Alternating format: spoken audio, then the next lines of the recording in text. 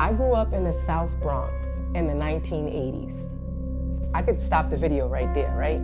That in and of itself already tells you a lot of what you need to know.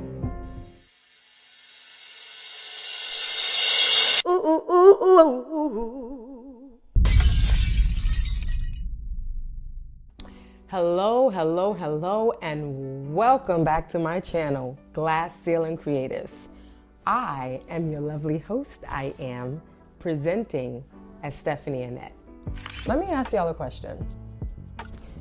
Have you ever noticed that some people move through life like they're constantly bracing for impact? Like they always expect something or everything to go wrong? Or that old adage, waiting for the other shoe to drop? On the other hand, there are other people who move through life with a sense of ease and trust and possibilities. This is not always associated with who is the most intelligent or the more talented or even the more connected person.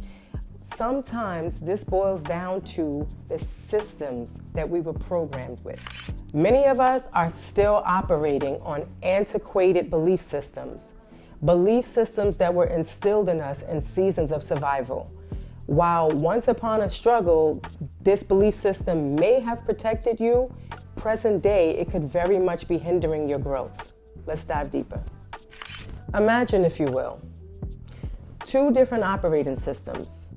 On one hand, you have one person who grew up in survival mode, and that could look like instability, financial struggle, emotional chaos, and unpredictability. Their internal system likely learned things like always be on point, protect yourself at all times, opportunities don't last long or are altogether scarce, and they're likely not to trust people easily or at all. Then there's the other system, a person who grew up in stability or abundance. Their internal system likely learned things like opportunities are plentiful, things are always working out for me, it's safe to dream, it's safe to trust. Same world, yet completely different operating systems. What many people fail to realize is that survival programming doesn't just affect your mind. Survival programming shows up in your body as well. When a child grows up in instability and unpredictability and stress and chaos, their internal system learns to stay in fight or flight mode. Your entire body gets used to being on high alert all the time. And this can materialize in the body as many different chronic illnesses, chronic tension, hypervigilance, insomnia, anxiety, and even bouts of violence. You may even experience difficulty relaxing even when things are calm. Even when life improves, your body is still expecting danger. Come a little closer. Take a quick walk with me. I grew up in the South Bronx in the 1980s. I could stop the video right there, right? Cut the show. That in and of itself already tells you a lot of what you need to know. But to go a little bit deeper, when you see those videos on the socials of the little raggedy, dusty kids flipping on dirty mattresses or playing tag or manhunt or steal a bacon, one of my favorites, in the back of those abandoned lots or abandoned, burnt down buildings, zoom in a little bit and you might just see a familiar face.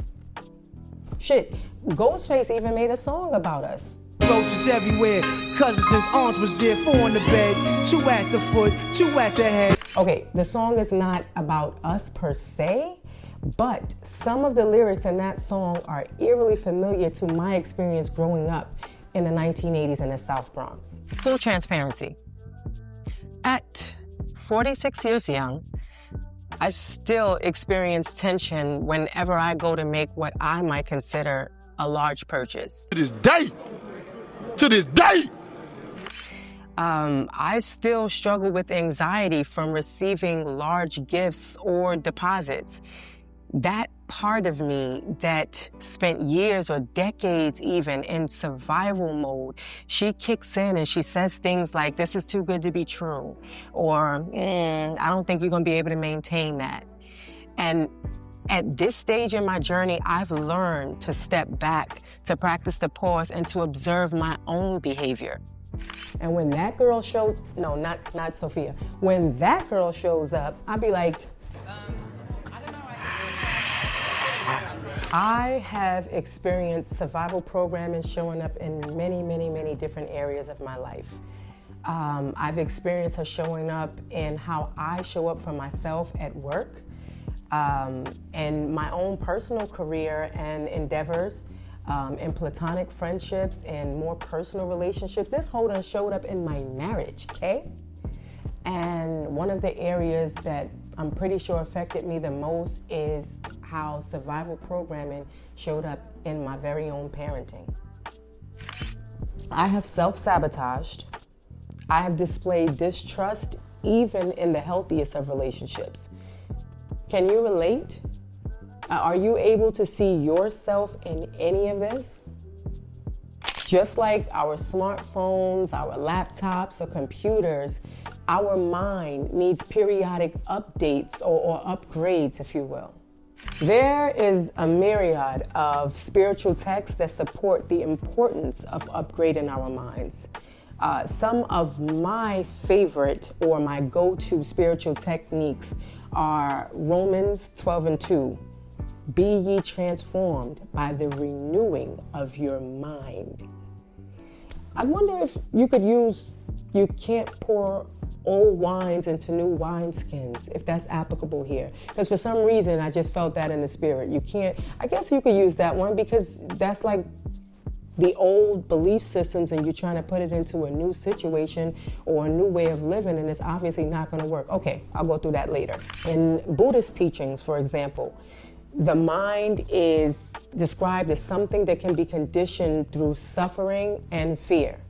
And a good one, a sacred Hindu text, the Bhagavad Gita, teaches that our mind could be the friend or the enemy of self. Let me say that again. Sacred Hindu text, the Bhagavad Gita, teaches that our mind can be the friend of self or the enemy of self. You choose. The ways in which we think could either imprison or liberate us. Across different traditions, the message is clear, concise, and pretty much the same. Spiritual growth requires unlearning outdated patterns and aligning with higher awareness. If you feel uneasy when life is calm and life is peaceful, you might be operating on an antiquated system. If you expect betrayal, even when people are being genuine, or as we like to say, keeping it 100, yeah, you might be operating on an outdated belief system. If you struggle to receive because you feel like it won't last, or even you feel undeserving, it's highly likely that you're operating on an outdated system. Contrary to popular belief, these are not character flaws. They are old survival codes. And the first step to upgrading your system is awareness. Here's a personal message to you, or me, shit, us, or her. For those of us who grew up in survival mode, your system was not broken. It was brilliant. That shit was brilliant. Your mind adapted. Your body adapted. Your spirit endured and you survived. But now, if you're watching this video, or even just under the sound of my voice, your spirit is urging you to upgrade. I know you feel it. Not because your old system was wrong, but because you are ready for more than just survival. You are ready to thrive. Your soul is ready to soar. Your soul is ready to live in peace and abundance and expansion. Your soul is ready for stability. Hug yourself tight and say you can relax. You are divinely protected. You are covered. You are safe. You can let your guard down now, babe. Steph, how do I know that this is true? Because I said so. The fuck? No, not because I said so, because you said so. And you are the operant power.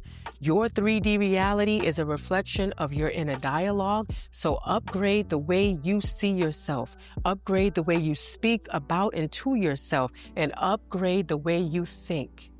Don't forget to like, share, and subscribe. I'll see y'all next time.